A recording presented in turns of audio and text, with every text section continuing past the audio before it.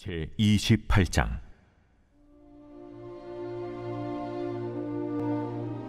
또 여호와의 말씀이 내게 임하여 이르시되, 인자야, 너는 두로 왕에게 이르기를, 주 여호와께서 이같이 말씀하시되, 내 마음이 교만하여 말하기를, 나는 신이라 내가 하나님의 자리 곧 바다 가운데에 앉아 있다 하도다.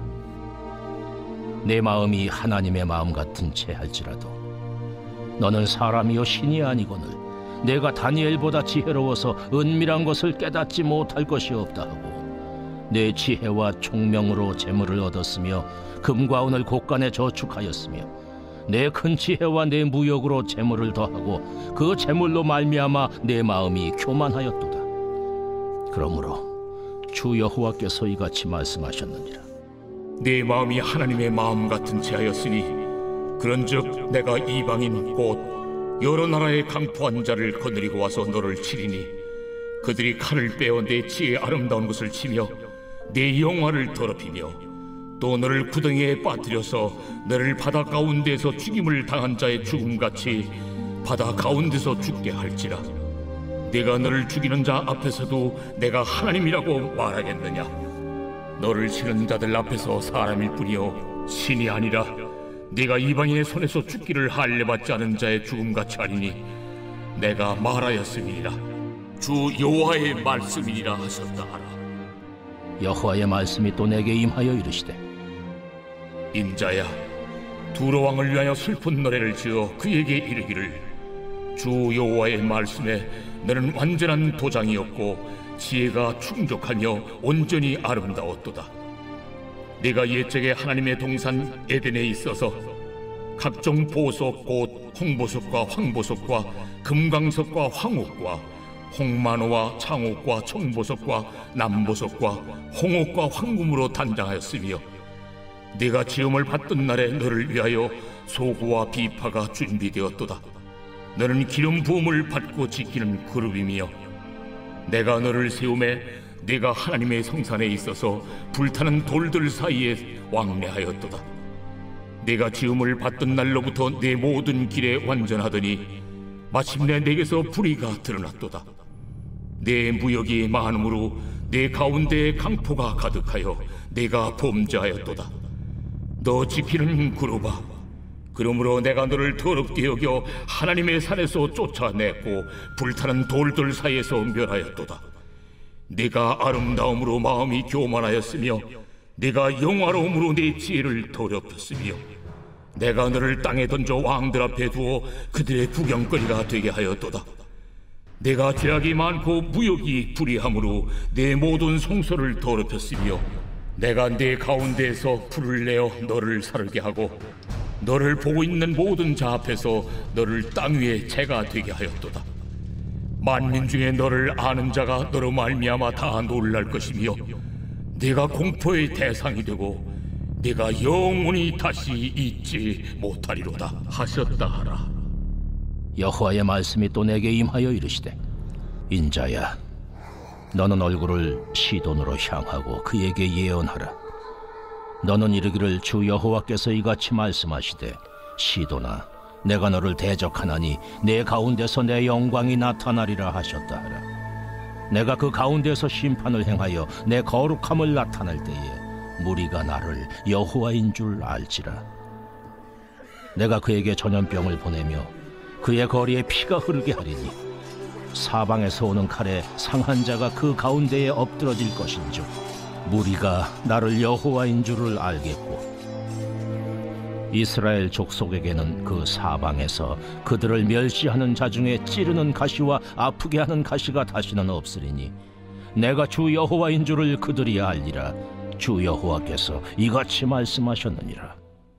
내가 여러 민족 가운데 흩어져 있는 이스라엘 족속을 모으고 그들로 말미암아 여러 나라의 눈앞에서 내 거룩함을 나타낼 때에 그들이 고국 땅 곧 내 종 야곱에게 준 땅에 거주할지라.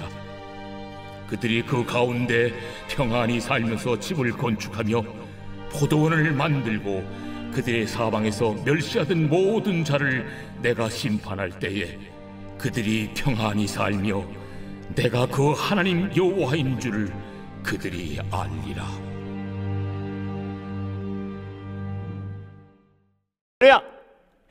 에스겔서 28장 말씀을 중심으로 경계선을 지키는 사랑, 경계선을 지키는 사랑이라는 제목으로 함께 말씀을 묵상해 보겠습니다. 유다에 관한 심판의 말씀이 끝나고 이제 열방에 대한 심판의 이야기가 나오는데요.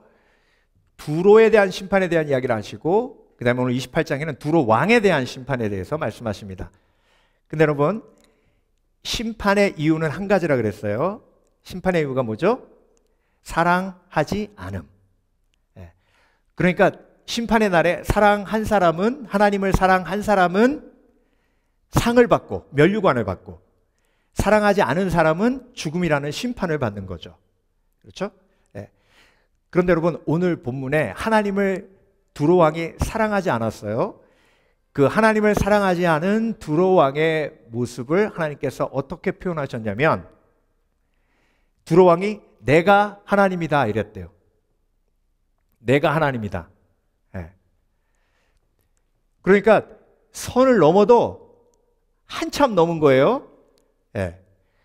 내가 하나님이다. 하나님이 설정해 놓으신 경계선을 넘어서 그 경계선 넘는 것 자체를 하나님이 사랑하지 않음으로 보시는 겁니다. 그렇기 때문에 하나님이 만들어 놓으신 경계선을 지키는 게 사랑이에요. 그래서 고린도전서 13장을 보면요, 우리들과의 관계에서도 마찬가지예요. 사람들과의 관계에서도 마찬가지입니다. 사랑은 뭘 지키는 거라고요? 경계선을 지키는 거예요. 그래서 사랑은 악한 생각을 하지 아니하고, 사랑은 온유하며 친절하며, 친절이 뭐예요? 예의를 지키는 거죠. 선을 넘는 게 뭐예요? 예의를 지키지 않는 거예요. 선을 넘는 말을 하면 그게 교만이고, 그게 상처 입힘이고, 그게 무례함이고, 그래서 사랑은 선을 지키는 겁니다. 그런데 이 행동의 선을 지키는 것도 중요하지만 고린도전서 13장에 어떤 경계선에서 말씀하고 계시냐면 생각의 경계선에 대해서 말씀하세요. 생각의 경계선. 그래서 여러분, 행동으로도 사랑하지만 그 행동이 생각과 연결되잖아요. 마음과 연결되잖아요. 그래서 하나님은 저와 여러분에게 생각의 경계선까지도 그어주셨어요. 그래서 생각의 경계선을 지키면 내 생각이 평안합니다. 내 생각이 정돈이 돼요. 그런데 생각의 경계선을 넘어가 버리면 혼란이 옵니다. 여러분, 혹시 지난주에 너무 생각이 복잡하게 사신 분 계세요? 생각이 복잡하면 평안이 없어요. 심리학자들이 보통 사람들이 하루에 생각하는 생각의 양을 5만 가지라고 표현했죠. 세보니까 5만 가지더래요. 그 5만 가지 생각이 나를 복잡하게 만드는 겁니다. 그 복잡함의 특징이 뭔지 아세요? 경계선이 없다는 거예요. 창세기 1장에 하나님이 천지를 창조하실 때 어떻게 지으셨는지 여러분, 창세기 1장 다시 한번 보세요. 하나님께서 어둠에 빛을 주시고 빛과 어둠을 나누셨어요. 뭘로 나누셨어요? 경계선으로. 자, 하늘의 물과 땅의 물을 나누시고, 하늘의 물을 하늘이라 칭하시고 땅의 물을 땅이라 하시고, 땅과 바다를 분리하셔서 땅과 바다를 만드셨어요. 자, 창조의 원리 속에 계속해서 뭐가 나와요? 경계선이 나오죠. 그래서 혼돈되었던 세상이 하나님의 말씀으로, 창조로 정돈되죠. 뭘로? 경계선이 세워짐으로. 그래서 여러분, 두로 왕이요, 지금 삶이 얼마나 복잡한지 몰라요. 왜 복잡해요? 생각이 복잡해요. 하나님이 만들어 주신 경계선이 다 무너졌어요. 그래서 결국은 내가 하나님이라는 헛소리까지 하는 거예요. 여러분, 역사를 통해서 보면요, 나는 하나님이다 라고 말했던 지도자들의 마음속에 동일하게 뭐가 있었냐면 엄청난 두려움이 있었어요. 어떤 두려움이 있었냐면 내가 지금까지 이루어 놓은 것을 잃어버릴 것에 대한 두려움. 그래서 여러분, 저와 여러분 마음속에 하나님이 오늘 본문의 세 가지로 이 생각은 절대로 넘어오면 안 된다. 네 생각 속에 내가 경계선을 그어주니 이 생각 이상은 하지 마라 라고 우리에게 말씀하신 게 있어요. 그거 넘어가면 혼돈이 와요. 그래서 복잡해집니다. 그거 넘어가면 평안이 깨져요. 그거 넘어가도록 만드는 게 누구예요? 악한 영이에요. 그래서 오늘 12절부터 에덴 동산 얘기 나오죠. 여러분, 두로 왕을 어떻게 표현하셨냐면 하나님이 사탄에 비유하셔가지고요, 에덴 동산에서 천사로 살아갔던 사탄과 비유하셔서 두로 왕을 설명하고 계세요. 청보석, 황보석, 금강석, 그렇게 영화로운 에덴의 복을 누리다가 교만해가지고 경계선을 넘어요. 선악을 알게 하는 나무를 따먹습니다. 그래서 쫓겨나요. 그래서 교만함이 그 속에 들어가서 혼돈의 왕이 되는 거예요. 저와 여러분이 하나님이 넘지 말라고 하는 생각의 선을 넘을 때 에덴의 평화가 깨지는 거예요. 관계의 평화가 깨지는 겁니다. 그래서 여러분, 바운드리, 경계선은 어떻게 설정하는 거냐면요, 쉬워요. No 하시면 돼요. 어떻게 설정하는 거라고요? No. 그래서 악한 영이 나에게 하나님이 우리에게 허락해 주신 경계선의 생각을 넘으라고 하면 뭐 하시면 돼요? No! 네.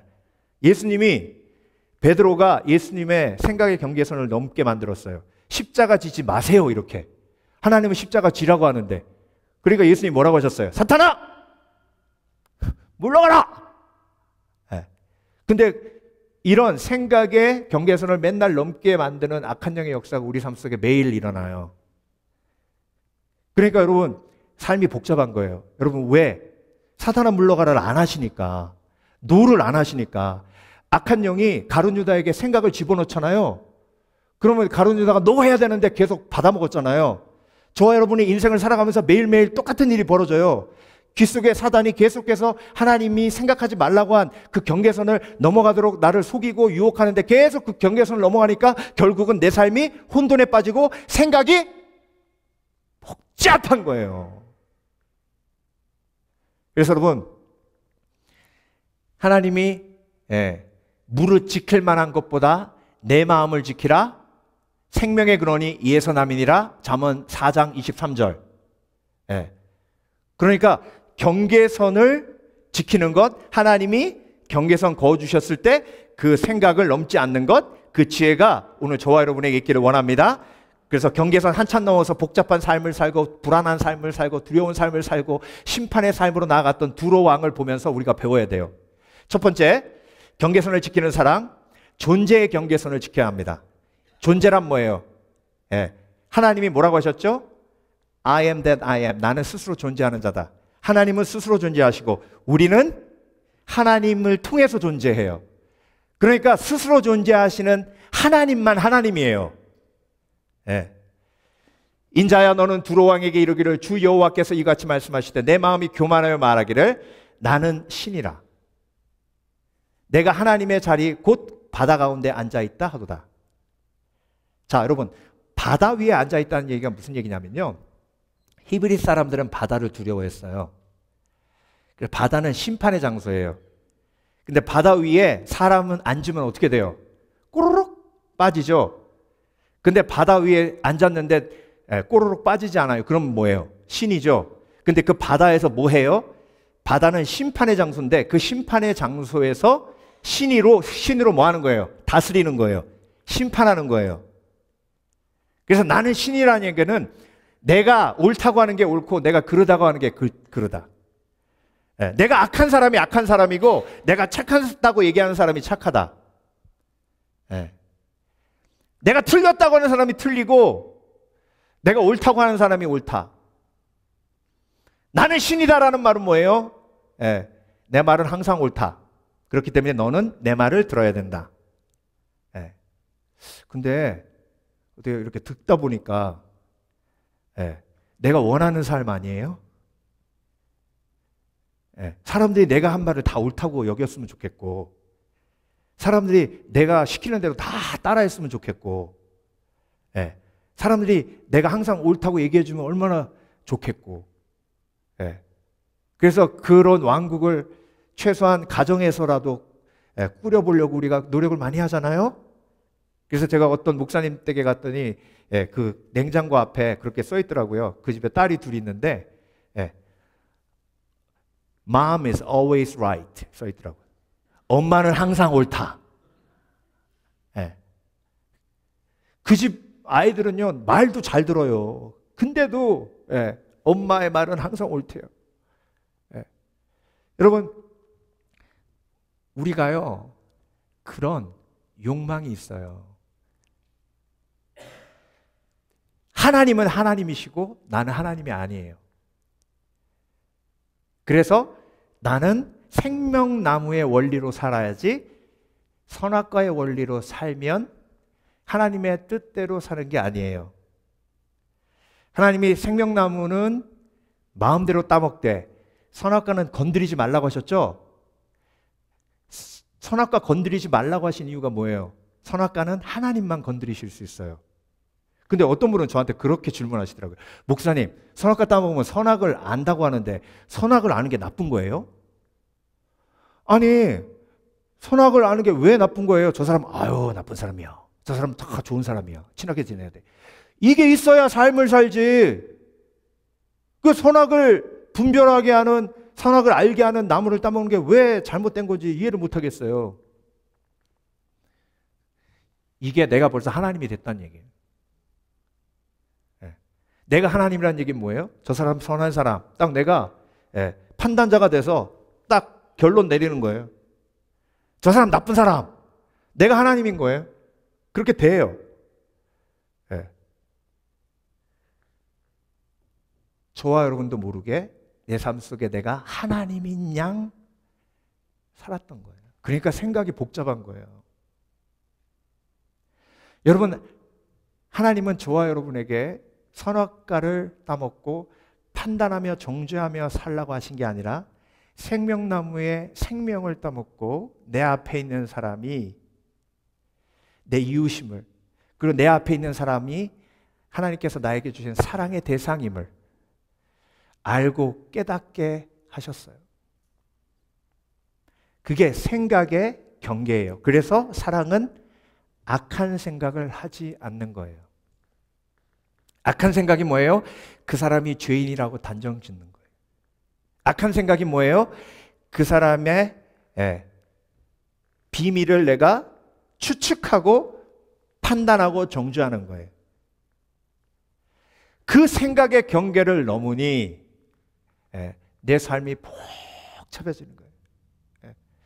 가룟 유다가요, 예수님 왜 십자가에 못 박았게요? 여러분, 3년 동안 예수님 쫓아다녔는데요, 남는 게 없어요. 그러니까 악한 영이 와가지고, 야, 예수 백날 쫓아다녀봤자 너한테 남는 거 없어. 지금이라도 뭐 챙겨. 그러니까 예수님을 지금까지 쫓았던 제자들을 책임지지 못하는 무기력한 리더로 판단하고 정죄하게 만드는 거예요. 그러니까 예수님 은삼십에 파는 거예요. 자, 저와 여러분은 하나님이 아닙니다. 저와 여러분은 하나님의 종이고, 그리고 피조물이에요. 피조물에게는 판단할 권리가 없어요. 피조물에게는 오직 사랑의 부르심만 있습니다. 그래서 여러분, 우리가 얼마나 어리석은지, 나한테 잘하면 좋은 사람이고요, 나한테 못하면 못된 사람이고요, 나한테 좋은 말 해주면 저 사람 된 사람이고, 나한테 조금 힘들게 하면 저 사람 못된 사람이에요. 이 기준으로 살아가는 것 자체가 내 삶이 복잡하고 힘들게 만드는 이유 중에 하나예요. 저 사람이 2년 전에는 되게 나쁜 사람이었는데 갑자기 나한테 잘해줘. 그러니까 헷갈리는 거예요. 아, 복잡하네. 그러니까 항상 사람을 관찰하는 거예요. 어떤 기준으로? 나한테 해를 입히나 안 입히나, 나에게 득이 있나 없나. 그게 선악과를 따먹은 사람의 가장 중요한 삶의 방식 중에 하나입니다. 그래서 여러분, 성령이 마시고요, 생명나무의 역사가 내 속에서 일어나기 시작하면 사람을 어떻게 바라보냐면요, 저 사람은 무슨 기도 제목이 필요하고 저 사람은 무슨 아픔 때문에 힘들어하고 그러면 내가 저 사람을 어떻게 섬겨줘야 되고 내가 저 사람에게 어떤 도움이 될까?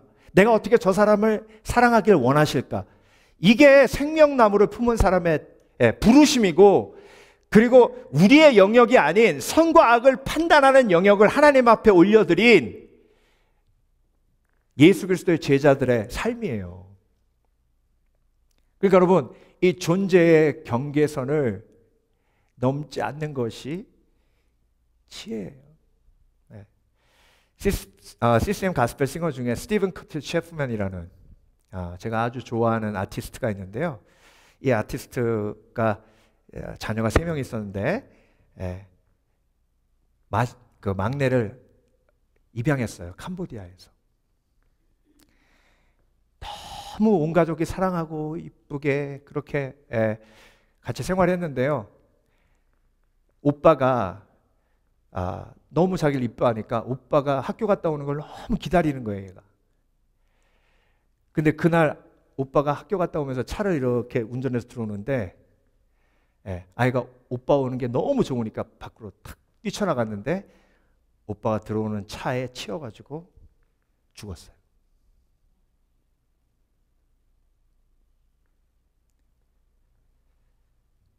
그때 스티븐 커트 셰프맨이 쓴 찬양이 뭐냐면 God is God, I am not. 하나님은 하나님이시지 나는 하나님이 아니지. 그 찬양의 고백이 뭔지 아세요? 하나님의 선하신 뜻을 알지 못하고 하나님의 그 놀라우신 계획을 알지 못하고 함부로 우리가 하나님의 뜻을 판단하고 정죄하지 않으리라. 지금은 알지 못하지만 지금은 깨닫지 못하지만 우리가 천국 가는 그날 그 하나님의 선하신 뜻은 우리에게 명확히 증거되리라. 네. 선악과를 따먹은 사람은요 다른 사람도 판단하지만 누구도 판단해요? 나도 판단해요. 내 자신도. 그게 나를 절망하게 만들고 고통 속에 빠뜨립니다. 그래서 그런 복잡한 생각에 빠져들면 꼭 끝에 하는 말이 있어요. 한숨 쉬면서 죄가 많아가지고 이게 다 업보야 업보. 여러분 절 다니세요? 업보는 절에서 하는 얘기예요. 예수 그리스도가 우리 모든 죄를 위해서 십자가에 못 박혀 죽으셨어요. 아멘? 내가 하나님이 아니에요. God is God, I am not. 그러면 마땅히 생각할 바만 생각하면 돼요. 예수님이 가르쳐 주시지 않고 말씀하시지 않으면 몰라도 되는 거예요. 몰라도 되는 것이 있다는 걸 겸손으로 받아들이는 지혜가 있으시길 주의 이름으로 축원합니다. 그게 존재의 경계선이에요. 하나님이 명확하게 그 이유와 하나님이 명확하게 그 원인을 말씀하시기 전까지는 판단하고 정죄하지 않고 생명나무 붙들고 천국 가는 그날까지 기다릴 수 있는 복된 그리스도인 되시길 주의 이름으로 축원합니다. 축원합니다. 두 번째, 경계선을 지키는 사람, 소유의 경계선을 지키지 않으면 혼란에 빠져요. 혼돈에 빠집니다. 지금 두로 왕이 혼돈에 빠진 게 뭐냐면요, 오늘 본문 5절 보겠습니다. 내 큰 지혜와, 자, 이 큰 지혜를 누가 주셨어요? 누가 주셨어요? 하나님이 주신 거죠. 내 무역으로 재물을 더하고 그 재물로 말미암아 내 마음이 교만하였도다. 자, 하나님께서 주신 은사로 지혜로 엄청난 무역을 통해 가지고 엄청난 재물을 가지게 됐어요. 근데 마음이 교만해진 거예요. 교만이란 뭐냐면 경계선을 넘는 게 교만이에요. 자, 소유의 경계선이란 뭐냐면 이게 다 누구 거예요? 하나님 거죠. 근데 하나님께 내 거 이러면 경계선을 넘는 거예요. 그러면 하나님께 내 거 하는 순간 불안하고 걱정이 나에게 몰려오고, 그래서 내가 강한 척 해야 돼요.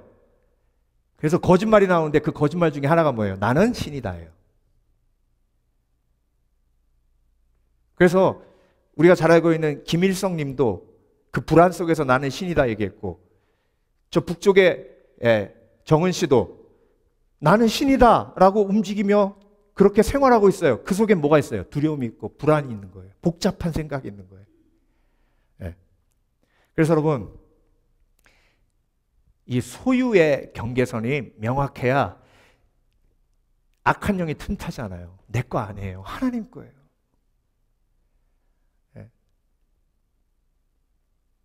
여러분, 거북이가 토끼집에 가가지고 너무 부러운 거예요. 토끼가 자랑하는 거예요. 야, 내가 100m 달리기 1등 상, 200m 달리기 1등 상, 전국 체전 나가서 내가 금메달. 거북이가 보면서 부러워. 난 왜 저런 상을 못할까? 열심히 노력해. 너도 탈 수 있어. 이게 소유의 경계선의 묘한 인생의 특징이에요. 하나님이 주신 은사로 내가 이루어 놓은 것, 그 은사가 없는 사람한테 자랑하면서, 그게 교만인 거예요. 그러니까 인생이 복잡한 거예요. 또 거북이는 바보같이 또 그걸 또 부러워하네. 아유, 나에겐 없네.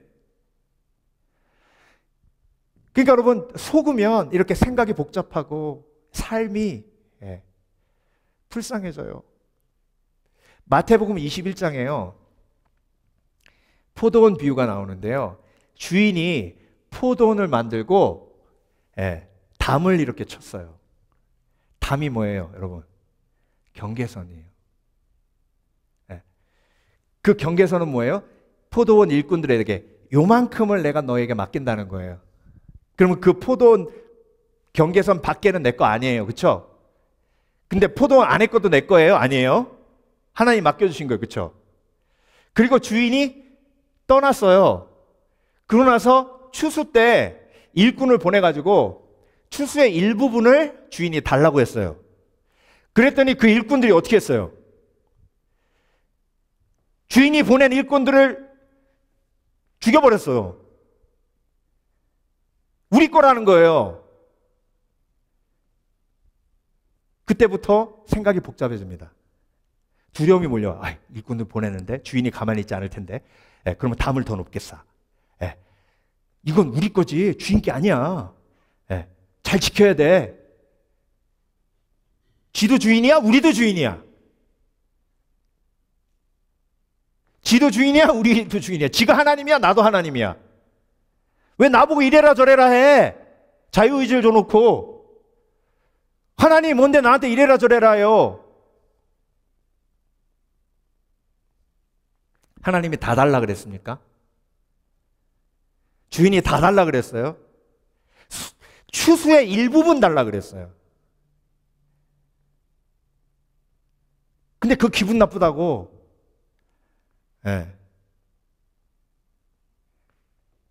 이게 소유의 경계선이 잘못된 사람의 특징이에요.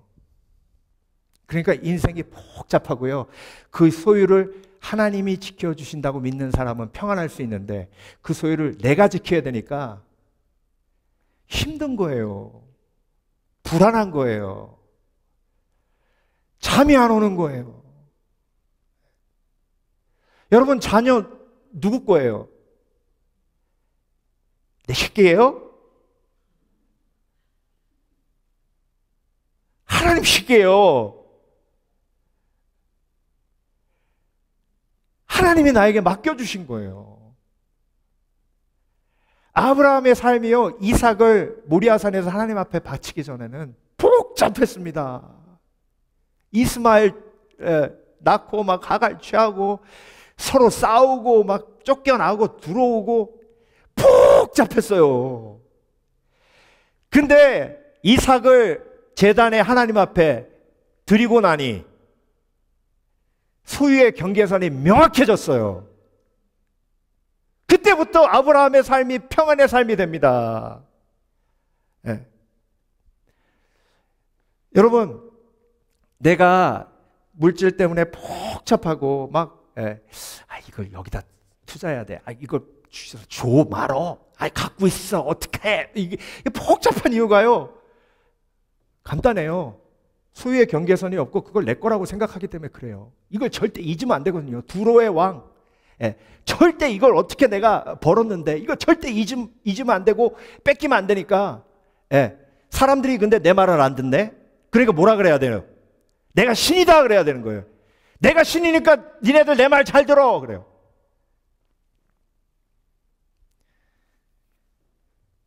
좋아 여러분, 오늘도 하나님 앞에 하나님께서 나에게 맡겨주신 것을 맡겨주신 것이라고 인정하는 청지기의 지혜로움이 있으시길 주의 이름으로 축원합니다. 근데 여러분, 하나님이 맡겨주실 때요, 포도원을 맡겨주시고 소득의 일부분만 원하셨어요. 나머지는 그들이 누리는 거예요. 가지는 거예요. 근데 수의 일부분을 주인께 바친 일꾼들은 주인이 원하는 걸 뭔지 알아요. 그래서 그 나머지도 거룩하게 사용할 수 있는 겁니다. 이 원리가 내 삶 속에 온전히 적용되지 않으면 예수 믿어도 생각이 복잡합니다. 물질에 대한 생각이 정돈되지 않으면요, 평안은 없어요. 이게 계산이 얼마나 복잡합니까? 돈에 대한 계산은요, 복잡해요. 이게 결론이 안 나면 찝찝해가지고 삶이 정돈이 안 됩니다. 그래서 여러분, 오늘 결단하시길 주의 이름으로 축원합니다. 소유의 경계선을 명확하게 하래라. 하나님 것은 하나님 것, 내 것은 내 것. 그래서 온전히 하나님의 것을 하나님 앞에 드리고 하나님의 것이라고 인정하는 지혜가 있어야 두로왕처럼 두려움에 빠지지 않고 두로왕처럼 내가 신이라고. 여러분, 11조는요 율법이 아니에요. 저한테 그렇게 물어보신 분 계십니다. 예수님이 신약에 오셨는데 아니 율법을 모두 파하셨는데 11조는 왜 해야 되냐고.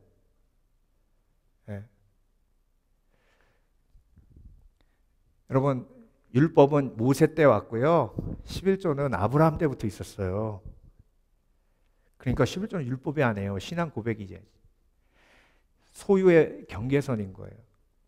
그 소유의 경계선이 내 삶에 명확하게 그어져야 악한 영이 틈타지 않습니다. 물론 나의 연약함 때문에 온전한 11조를 할 수 없는 분들이 너무나 많아요. 그거 인정합니다. 그리고 하나님이 기다려주세요. 지금 당장 하시란 얘기도 아니에요. 주님 품 안에 안기는 그날까지 못할 수도 있어요. 그래도 하나님은 사랑하시고 품으십니다. 근데 한 가지는 기억하셔야 돼요. 하나님, 제가 해야 되지만 못합니다.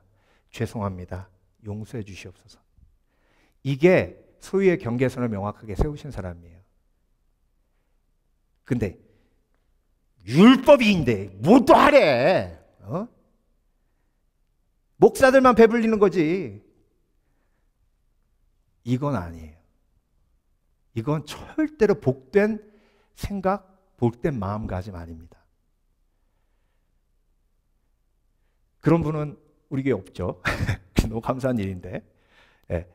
그래서 여러분, 소유의 경계선을 명확하게 한다는 건 둘 중에 하나인 거예요. 그렇게 하든지 아니면 못하는 죄송한 마음을 하나님 앞에 내가 드리고 고백하든지.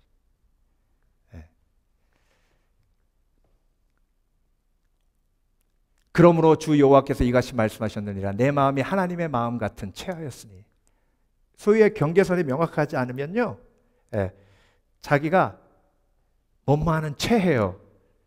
당한 척하고 있는 척하고. 그러니까 행복하지 않아요. 가면을 쓰니까.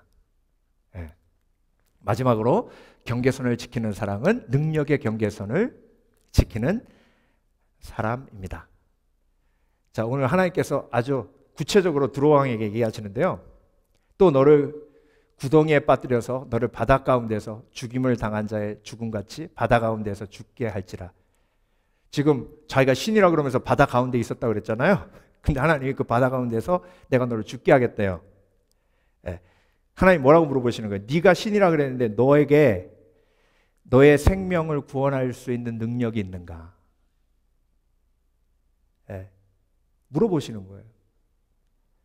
여러분, 이 생각의 한계를 명확하게 그어야 평안할 수 있는데요. 여러분이 하실 수 있는 게 뭐예요? 여러분이 하실 수 있는 게 뭐예요? 예. 우리가 할 수 있는 거는 오직 기도와 간구밖에 없어요. 내가 할 수 있는 것은 오직 기도와 간구. 예. 기도와 간구밖에 없어요.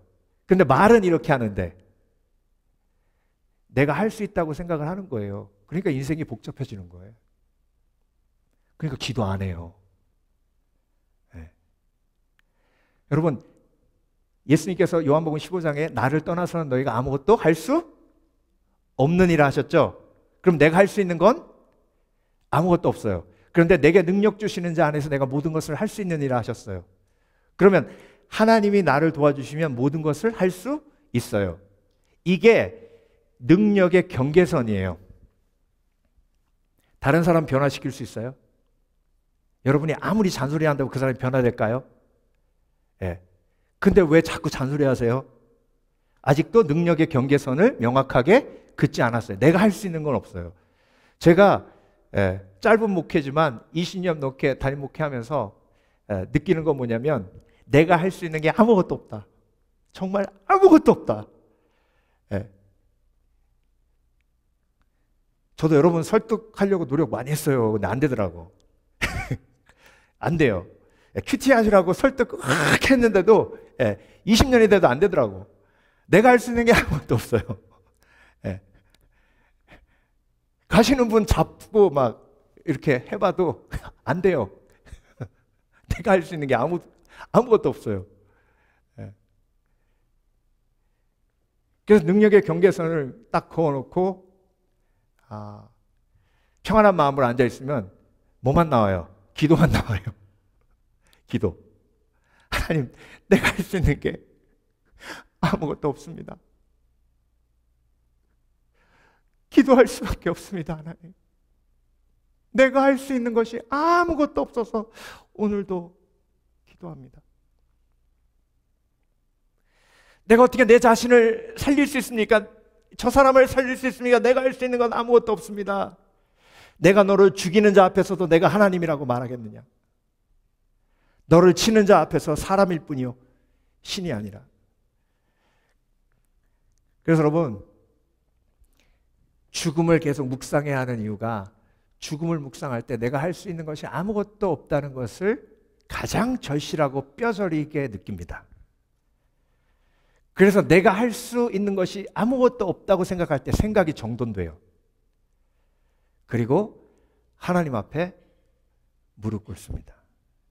제가 근래에 한 권사님이 얘기하시는 거에 제가 굉장히 큰 은혜를 받았는데요. 뭐라고 하셨냐면, 목사님, 제가 모든 걸 할 수 없다고 생각하고 멈추어야 그제서야 하나님이 일하시더라고요. 맞아요, 틀려요? 맞아요. 하나님 감에 계세요. 내가 한번 해볼게요. 이러면 생각이 복잡한 거예요. 2007년으로 기억합니다. 제가 아는 분이 전도하시다가 답답해가지고 전화하셨어요. 목사님, 한 분을 전도하는데 이분이 너무 지식이 막 많아가지고 제가 이길 수가 없습니다. 그래서 목사님이 만나서 한번 얘기를 해주시고 전도를 해주시면 어떻겠습니까? 그분이 만나신대요. 네. 그럼 모시고 오세요. 목양실에 오셨어요. 60 넘으신 아주머니신데 앉으셨어요. 모 대학을 졸업하시고 지식이 충만하신 분이에요.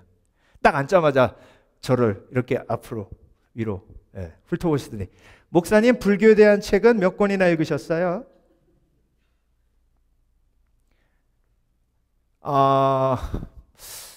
제 불교에 대한 책 글쎄요 한 두세 권 읽었나요? 두세 권이요? 저는 한 150권 정도 읽었어요. 성경은 몇 번이나 보셨어요? 목사한테 성경 몇 번이나? 네. 그래서 볼 만큼 봤습니다. 그랬더니 저는 한 10번 정도 읽었어요. 그리고 결론을 내렸어요. 불교가 더 좋다. 아, 그래요. 아, 그렇게 결정을 내리셨구나. 그러면 그 전에 어떤 일이 있었는지 한번 얘기해 주실 수 있을까요? 그랬더니 이분이 씩 웃으면서 사실 제가 결혼을 믿는 남편하고 했어요. 시집살이를 하는데 시어머니가 새벽 기도까지 가야 된다 그래가지고 제가 새벽 기도까지 쫓아갔어요. 쫓아다니다 보니까 이렇게 억지로 쫓아다니보다는 나도 한번 믿어보자. 그리고 제가 열심히 기도하고 성경도 보고 20년을 노력했대요. 예수 믿어보려고. 봉사도 하고 예배도 드리고. 근데 시어머니 돌아가실 때까지 자기가 예수가 안 믿어지더래요. 그래서 시어머니 돌아가시고 그때부터 불교 서적 읽으면서 불교에 심취한 거예요. 제가 그 얘기를 듣고 계속 기도하면서 주여 나에게 이런 시험을 주십니까? 왜 이렇게 큰 시험을 주십니까? 제가 뭐라고 이야기합니까? 하나님. 근데 갑자기 하나님이 탁 지혜를 주시는데 근데요 예수님 영접하셨어요? 그랬더니 예수님 영접하는 게 뭐니? 예수님을 내가 노력으로 믿을 수 있는 게 아니고요. 예수님을 영접하면 예수님께서 내가 문 밖에 서서 두드리노니 내가 내 음성을 듣고 문을 열면 내가 들어가 너는 나와 더불어 먹고 나는 너와 더불어 먹으리라 하셨습니다. 내가 노력해서 예수님을 믿을 수 있는 게 아니고요. 내가 예수님을 영접하면 예수님이 내 속에 들어오셔서 성령의 역사로 믿게 도와주십니다. 내 힘으로 할 수 있는 게 아니에요. 그러니까 방법이 틀린 거예요. 잘못된 열쇠로 20년을 돌려보세요. 열리나. 제대로 된 열쇠 꽂고 돌리면 1초면 열려요. 이랬더니 이분이 눈빛이 반짝하는 거예요. 자, 제 말이 거짓말인지 진실인지 지금 이 순간 예수 그리스도를 영접하시면 아시게 됩니다. 그랬어요. 그래서 예수님 영접하시겠습니까? 그랬더니 이분이 한번 해보죠 뭐. 그래서 그날 예수님 영접했어요. 예수님 나는 죄인입니다. 예수님 나는 죄인입니다. 내 뜻대로 살았습니다. 내 뜻대로 살았습니다. 이제 죄인임을 인정하고 예수 그리스도가 나를 위해 십자가에 못 박혀 죽으신 것을 믿습니다. 예수님의 은혜로 내가 영생을 얻었음을 믿습니다. 이제 나는 죽어도 천국에 감을 믿습니다. 이렇게 제 기도, 영접 기도 따라 하시고 예수 그리스도 이름으로 기도했습니다. 아멘 했어요. 그래서 제가 이분이 이제 한국으로 가시는 분인데 빠이 하면서 아무것도 하지 마세요. 그 속에서 무슨 역사가 일어나는지 성경 읽고 싶으시면 교회 가고 싶으시면 그때 성령의 원함으로 움직이십시오. 저는 확신해요. 이분이 좋은 크리스찬이 됐을 거예요. 여러분 내 힘으로 할 수 있는 게 뭐예요? 심지어 예수 믿는 것까지도요 성령의 능력으로는 될 수 있는 게 아무것도 없습니다. 이게 생각의 바운줄이에요. 이 생각의 바운줄이 생각의 경계선이 명확한 사람은 기도하지 않을 수 없어요. 아멘. 그래서 여러분 아둥바둥 살지 마세요. 생각의 경계선이 명확하지 않은 사람은 아둥바둥 살아요.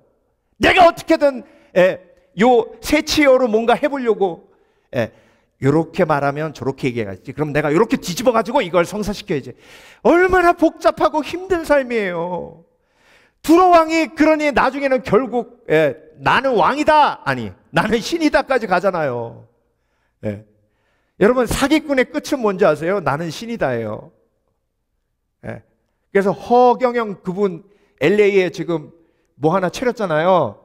그분이 처음부터 자기가 신이라고 그러지 않았어요. 계속 계속 사기치다 보니까 결국 하늘국 만들고 나는 신이다 한 거예요. 이게 모든 사이비의 과정이에요. 자기가 이루어 놓은 걸 지키기 위해서 결국 마지막으로 하는 거짓말이 나는 신이다예요. 저와 여러분, 오늘도 생각의 경각선을 명확하게 하셔서 존재의 경각선이 명확해야 삶이 평안합니다. 삶이 정돈됩니다. 소유의 경계선이 명확해야 평안합니다. 생각이 정돈이 됩니다. 능력의 경계선이 명확해야 삶이 정돈됩니다. 평안합니다. 오늘도 케이오스, 혼돈을 잠잠케 하시는 하나님의 말씀으로 잠잠케 하시는 하나님의 평강의 능력이 오늘도 여러분의 마음과 생각을 지키시길 주의 이름으로 축원합니다. 축원합니다. 기도하겠습니다.